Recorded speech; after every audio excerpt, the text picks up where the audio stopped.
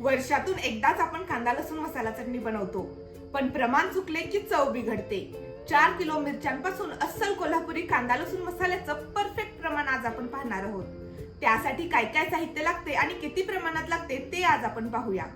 जवारी मिरची 2 किलो, बॅडगी मिरची 1200 ग्रॅम, काश्मीरी मिरची 800 ग्रॅम, धने 1 किलो, खोबरे 1 किलो, तीळ अर्धा किलो, शहाजिरे अर्धा किलो, मोहरी 200 ग्रॅम, हळकुंड 100 ग्रॅम, मेथी 100 ग्रॅम, बडीशेप 100 ग्रॅम, लवंग 30 ग्रॅम, दालचिनी 30 ग्रॅम, बदाम फूल 30 ग्रॅम, काळी मिरी 30 ग्रॅम, शहाजिरे 30 ग्रॅम, रामपत्री 30 ग्रॅम, जायपत्री 30 ग्रॅम, मसाला वेलची 30 ग्रॅम, हिरवी वेलची 30 ग्रॅम, जायफळ 30 ग्रॅम, दगडफूल 30 ग्रॅम, खडा हिंग 30 ग्रॅम, खसखस 30 ग्रॅम, तमालपत्री 30 ग्रॅम, नागकेशर 15 ग्रॅम, त्रिफळ 15 ग्रॅम।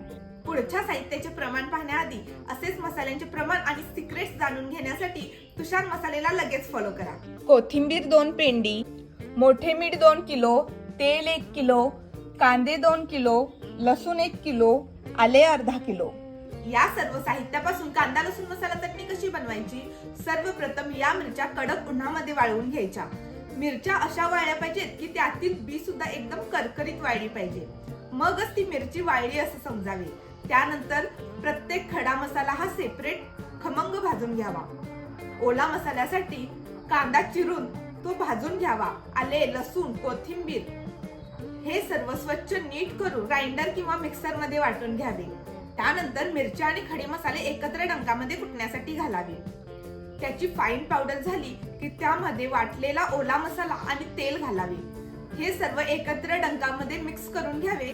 यापासून बनते अस्सल कोल्हापुरी कांदा लसूण मसाला चटणी। हे अचूक प्रमाण आहे 4 किलो मिरच्यांसाठी।